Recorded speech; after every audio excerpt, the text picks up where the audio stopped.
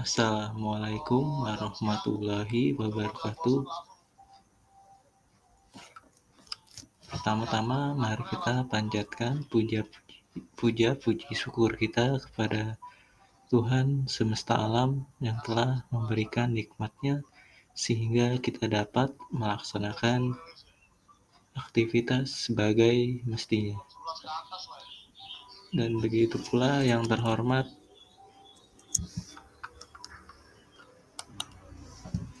Bapak Dosen Agung Nugroho, Eskom Mkom, selaku dosen pengajar mata kuliah Arsitektur dan Organisasi Komputer yang telah memberikan kesempatan kepada saya untuk mempresentasikan materi hari ini. Lalu, perkenalkan, nama saya Sidik Rifani, kelas DI 21A3, NIM 3121104667, yang akan menyampaikan materi tentang evolusi komputer.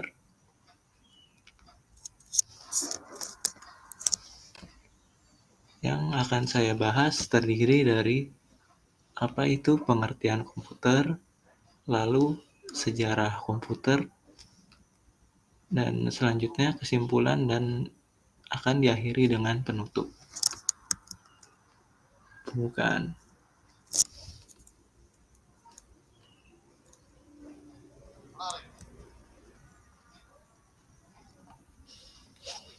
Komputer merupakan teknologi yang sangat berpengaruh dalam peradaban manusia.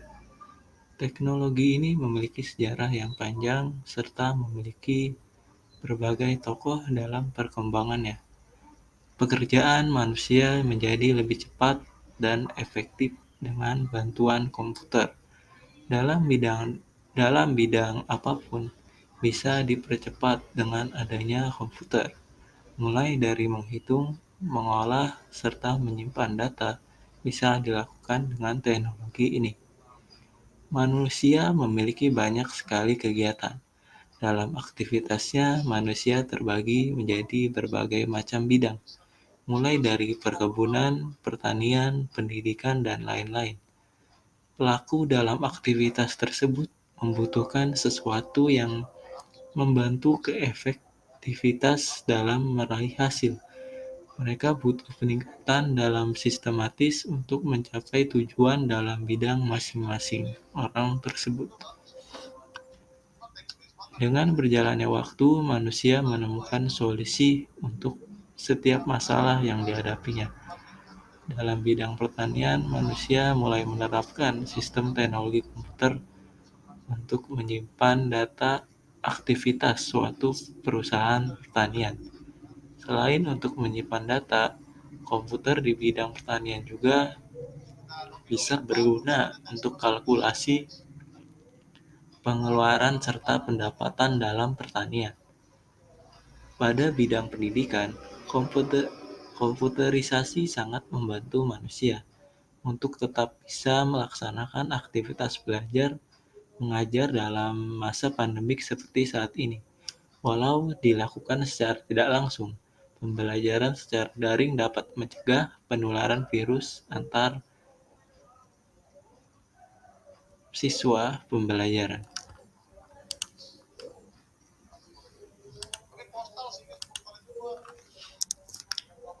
Dan yang pertama ada pengertian komputer. Pengertian komputer. Komputer merupakan sebuah peralatan elektronik yang terdiri dari beberapa komponen yang antar komponennya bekerja satu sama lain yang bertujuan untuk menghasilkan informasi berdasarkan program dan juga data. Istilah komputer sendiri berasal dari bahasa Latin, yaitu computere, yang berarti alat hitung. Hal ini dikarenakan komputer pada awalnya digunakan sebagai alat yang berfungsi untuk mengolah angka. Komputer kini berkembang menjadi sebuah alat yang dapat melakukan apa saja. Pekerjaan manusia dapat dipercepat dan dikembangkan melalui komputer. Lalu ada manfaat komputer. Yang pertama ada mempermudah pekerjaan. Bisa meningkatkan efektivitas dalam melakukan pekerjaan. Dengan adanya komputer, angka rasio efektivitas untuk hasil dalam pekerjaan bisa berkali-kali lipat dari hasil manual. Yang kedua ada menghasilkan berbagai macam hal.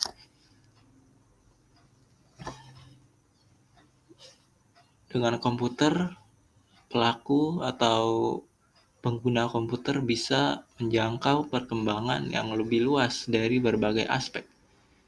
Aspek yang bisa dikaitkan mungkin dari teknologi, seni, dan lain-lain. Dan yang ketiga dari komunikasi. Komunikasi dalam komputer dilalui dengan internet. Dilalui dengan internet, berinteraksi dengan manusia lain dipermudah atau bisa melalui virtual. Dan yang kedua ada sejarah komputer. Sejarah komputer. Komputer pertama kali ditemukan oleh seorang matematikawan asal Inggris yang bernama Charles Babbage. Charles Babbage juga dijuluki sebagai Bapak Komputer. Pada zaman sebelum Babbage menemukan komputer, perhitungan masih menggunakan tabel matematika yang mana masih mengalami banyak kesalahan. Oleh karena itu, Babbage mengembangkan metode perhitungan yang dilakukan secara mekanik untuk menekan kesalahan. Ketika menciptakan sebuah alat hitung mekanik, Babbage terinspirasi dengan mesin hitung yang dikembangkan oleh Blaise Pascal, Wilhelm Schickard, dan Gottfried Leibniz. Lalu sejarah komputer generasi pertama. Generasi pertama komputer berawal pada tahun 1946. Komputer generasi pertama dibangun menggunakan komponen dasar tabung vakum. Komputer generasi pertama salah satunya adalah ENIAC atau Electronic Numeral Integrator and Computer. Komponen ini tidak efisien dalam beberapa aspek karena tabung vakum cepat panas ketika dia digunakan. Tak hanya itu, komputer ini juga harus dialiri dengan daya listrik yang besar, yang sehingga mengakibatkan membutuhkan sebuah daya energi yang cukup besar pada waktu itu. Lalu sejarah komputer generasi kedua. Berbeda dengan komputer generasi pertama, komputer generasi kedua memanfaatkan teknologi transistor yang menggantikan tabung vakum yang digunakan di generasi pertama. Komponen ini ditenagai memiliki daya yang lebih efisien dibanding dengan tabung vakum. Ukuran pada komputer generasi kedua juga yang lebih kecil dibanding dengan generasi sebelumnya. Biaya pembuatan dayanya pun juga lebih rendah. Dalam komputer generasi kedua, ada beberapa perkembangan, mulai dari bentuknya dan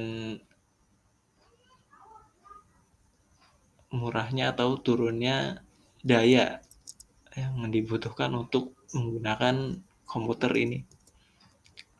Lalu sejarah komputer generasi ketiga. Setelah komputer generasi kedua dirasa memiliki kekurangan, muncullah komputer dengan integrated circuit yang menggantikan teknologi transistor sebagai komponen utama.